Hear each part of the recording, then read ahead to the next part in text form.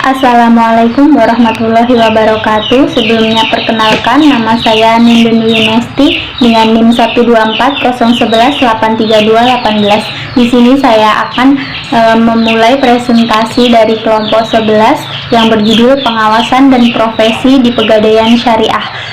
Kelompok 11 sendiri terdiri dari 4 anggota, yaitu yang pertama Enggar Dwi Rahayuningsih, yang kedua adalah Muhammad Ulul Asmi, yang ketiga yaitu Nur Safina Maskurin, dan yang keempat saya sendiri. Di sini saya akan menjelaskan tentang pengawasan pada penggadaian syariah.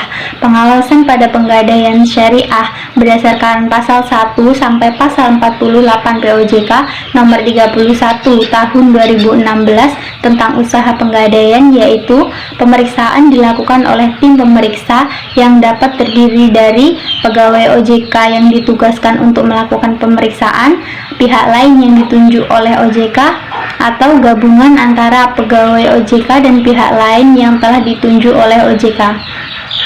Jadi pada saat pemeriksaan bisa saja bukan pihak OJK yang memeriksa, namun pihak lain yang ditunjuk oleh OJK atau gabungan dari pihak yang ditunjuk dan pihak dari OJK sendiri.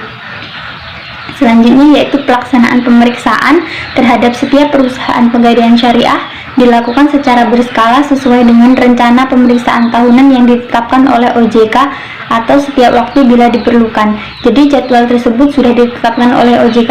Bisa saja setiap saat OJK memeriksa, namun bisa saja dalam 1 tahun cuman beberapa kali pemeriksaan itu terjadi.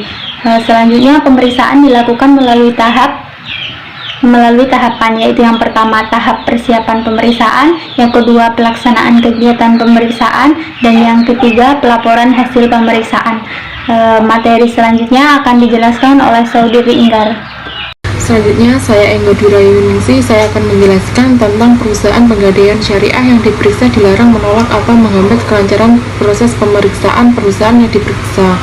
Perusahaan yang wajib diperiksa untuk memenuhi permintaan untuk memberikan atau meminjamkan buku, berkas, catatan, disposisi, memorandum, dan lain-lain. Selanjutnya memberikan keterangan dan penjelasan dan yang berkaitan dengan aspek pemeriksaan baik lisan maupun tertulis. Yang ketiga, memberikan kesempatan kepada pemeriksa untuk memasuki dan memeriksa tempat atau ruangan yang dikira perlu. Keempat, memberikan kesempatan kepada pemeriksa untuk meneliti keberadaan dan penggunaan sarana fisik yang berkaitan dengan aspek yang diperiksa. Dan yang terakhir, menghadirkan pihak ketiga termasuk auditor independen untuk memberikan data terkait pemeriksaan. Yang kelima, setelah pelaksanaan pemeriksaan berakhir, pemeriksa menyusun laporan hasil pemeriksaan. Laporan hasil pemeriksaan terdiri dari laporan hasil pemeriksaan sementara dan hasil laporan pemeriksaan final. Yang keenam, pemeriksaan menyampaikan laporan hasil pemeriksaan sementara kepada perusahaan penggadaian syariah paling lambat 30 hari setelah berakhirnya pelaksanaan pemeriksaan yang memuat hasil dan rekomendasi OJK. Assalamualaikum warahmatullahi wabarakatuh. Perkenalkan, nama saya Muhammad Ulul Asmi, NIM 266. Di sini saya akan menjelaskan mengenai poin profesi di pegadaian syariah. Profesi utama di pegadaian syariah adalah sebagai penaksir, yaitu melakukan kegiatan penaksiran barang jaminan sesuai dengan kewenangannya secara tepat, cepat, dan akurat. Hal tersebut dilakukan dalam rangka mewujudkan penetapan penaksiran dan uang jaminan yang wajar serta citra baik terhadap perusahaan.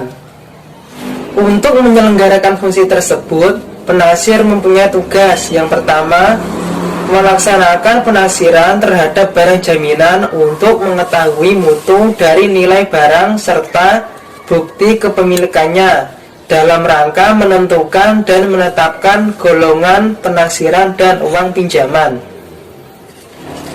2. Melaksanakan penaksiran terhadap barang jaminan yang akan dilelang untuk mengetahui mutu dan nilai dalam rangka menentukan harga dasar barang yang akan dilelang. 3. Merencanakan dan menyiapkan barang jaminan yang akan disimpan agar terjamin keamanannya. Di samping profesi tersebut, di Pegadaian Syariah juga terdapat beberapa profesi untuk menunjang kelancaran operasional. Antara lain, 1. Profesi internal auditor.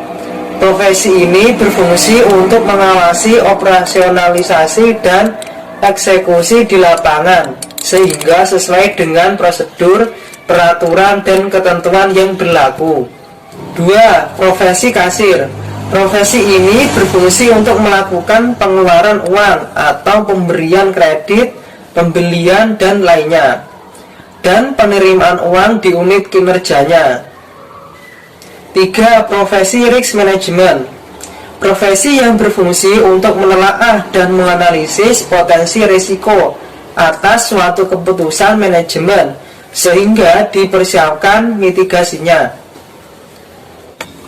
4. Profesi teknologi dan informasi. Profesi ini berfungsi untuk merencanakan, melaksanakan, memonitor, dan mengevaluasi implementasi sistem teknologi dan informasi, serta mengembangkan produk-produk berbasis teknologi informasi. Demikian presentasi dari saya. Untuk poin yang berikutnya akan dijelaskan oleh pemateri selanjutnya. Assalamualaikum warahmatullahi wabarakatuh. C. Sertifikasi profesi Pegadaian Syariah.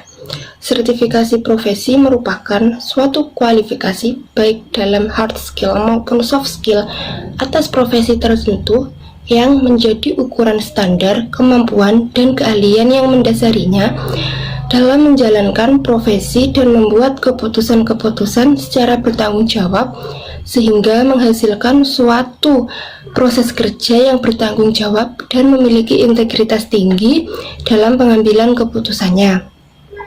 Dalam bisnis Pegadaian Syariah, profesi utama yang memiliki peranan paling penting dalam bisnis dan sangat berpengaruh terhadap keberhasilan di Pegadaian Syariah yaitu bagian penaksir.